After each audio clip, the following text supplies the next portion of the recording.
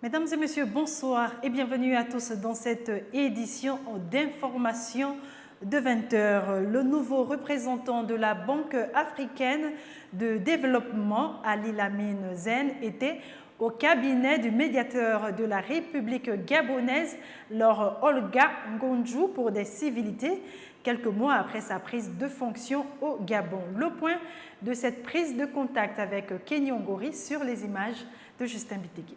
Pour une tournée de prise de contact, le représentant de la Banque africaine de développement était ce vendredi 27 février 2015 au cabinet du médiateur de la République gabonaise. Je suis passé voir Mme Ngonjou et je passerai voir les autres chefs, j'en ai déjà rencontrés. Mais surtout, elle s'inscrit également dans le cadre des échanges. Vous savez, Mme Ngonjou a été travaillée au sein de la Banque africaine de développement, notre institution.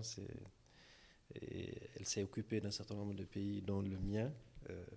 Donc nous avons gardé de très bons souvenirs de toute l'efficacité avec laquelle elle a agi, servi l'institution qui est la nôtre, la Banque africaine de développement. Donc, je vous dis, à titre personnel, il s'agit d'une personnalité qui a servi au sein de l'institution. Je sais qu'elle a gardé le meilleur souvenir de son passage.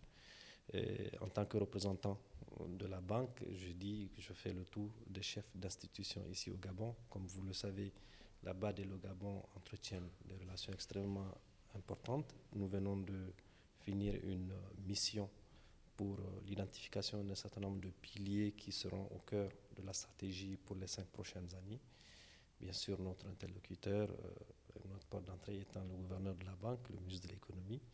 Donc je peux en somme vous dire que la banque entend en tout cas jouer le rôle qui est le sien auprès des autorités, des plus hautes autorités du Gabon.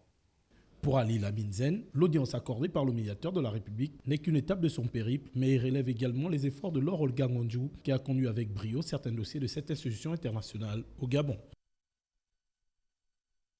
Les syndicalistes de Gabon Télécom autour du ministre de l'économie numérique et celui du travail ce vendredi, objectif, régler la crise qui sévit au sein de cette maison de télécommunications au Gabon depuis quelques jours déjà. Compte rendu d'Edgar Kaba et Justin Bitegui. Ce qu'on ne veut plus dans ce pays, et le chef de l'État ne le veut plus, c'est que les Gabonais soient importunés un beau matin parce que Internet ne marche pas, parce que le téléphone ne marche pas. Mais vous êtes d'une certaine manière victime de votre succès.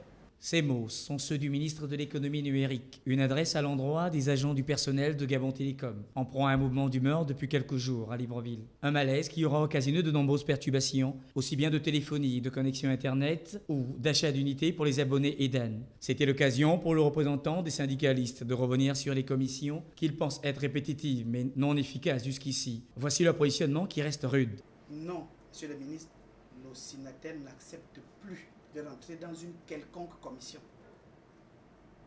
Il n'en sera pas question. Ou il n'en sera plus question. Présent au cours de cet échange au ministère de l'économie numérique, le ministre du Travail a dit ce qui suit. On a dit d'aller travailler. On n'a pas dit d'aller travailler pendant des mois. On a dit d'aller travailler et de revenir avec des décisions à acter.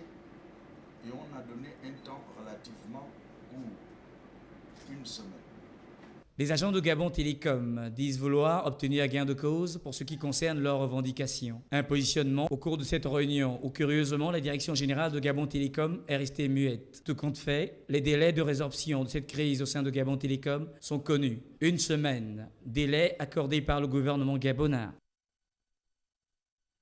Rien à voir avec ce qui précède. Lancée depuis le 16 février dernier, l'opération contre les vecteurs de certaines maladies suit son cours à Libreville.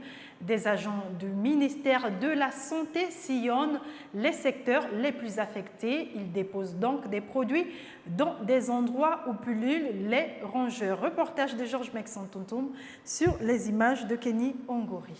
L'opération de lutte contre les maladies vectorielles se poursuit dans les quartiers du 3e arrondissement de Libreville. Ici, dans la zone de Venevoire, les équipes du ministère de la Santé sont à pied d'œuvre pour réduire au maximum la présence des rongeurs. Nous ne détruisons pas les rats, tous les rongeurs. Mais nous avons des espèces qui ont un intérêt en santé publique. C'est-à-dire l'Oratus ratus. L'Oratus ratus, c'est le rat noir qui est fréquemment dans les maisons et qui ont un danger pour la santé publique. Pourquoi? Parce que si vous avez votre pile de sacs de riz, ça veut dire qu'avec les excréments, tout, ça peut détruire. Vous avez le mus musculus. C'est également ce rat-là qui passe souvent au salon, petit rat, mais qui a également un danger pour la santé publique. Et nous avons l'Oratus norvegicus, c'est-à-dire le rat d'égout, qu'on appelle le rat gris. On appelle le Ratus norvegicus parce que c'est un rat qui est parti de la Norvège pour se retrouver ici. Mais maintenant, nous nous sommes retrouvés dans le cadre de nos études scientifiques. Nous nous retrouvons avec certaines espèces croisées que nous sommes en train d'identifier et que nous allons effectivement donner aussi nos noms. L'opération se déroule avec la collaboration des spécialistes cubains. La présence des rongeurs et des moustiques est très forte dans certaines zones de la capitale gabonaise. Cette opération s'étendra sur tout le territoire national durant 2 ans. Et pendant ce temps, les habitants de la zone dragage au quartier Nzengayon dans le 6e arrondissement de Libreville se plaignent de l'état de la route. Les eaux de pluie, de la boue, des grands creux compliquent la circulation dans ce secteur. Retrouvons Georges Mexantoutoum, cette fois-ci sur les images de Refus Itsoga. Faute d'entretien, la route qui mène au quartier dragage à Nzengayon présente un état lamentable. Avec les fortes pluies de ces derniers jours, la circulation y est complètement difficile. Visiblement, les chauffeurs ont besoin de beaucoup d'habileté pour passer. L'état de la route, même vous regardez, on est habitué comme ça. Je ne sais pas ce que je peux dire là-dedans. On a quoi? Vous demandez à chaque moment qu'on vote, mais finalement, on vote les mêmes personnes, rien ne change, c'est toujours les mêmes choses qu'on vit à tout moment. Donc, je ne sais pas, c'est un peu de voir, c'est pareil là. Il n'y a rien à ajouter de plus là-dedans. Des petits trous au départ qui ont fait place à des crevasses formant des mares avec les eaux de pluie. Les difficultés sont tellement énormes, mais surtout par rapport à la route, vous-même voyez comment la route est tellement dégradée. Surtout quand il pleut, vraiment, c'est pas vraiment bon. Donc quand il pleut, ça s'inonde. Pour aller au travail, il faut enlever les chaussures. Vraiment, si vraiment les autorités peuvent jeter un regard favorable pour pouvoir ne serait-ce que réanimer cette route, mettre la territe, mettre du goudron, vraiment ce serait favorable par rapport pour les populations. Il y a une très grande population ici. Nzengayon, c'est un quartier vraiment élargi. Puis il y a Nzengayon droite et Nzengayon gauche. Donc Nzengayon village aussi. Vraiment, il y a une très grande population. Il y a même des écoles là-bas. Parfois quand il pleut, les enfants n'arrivent pas à y accéder aux cours.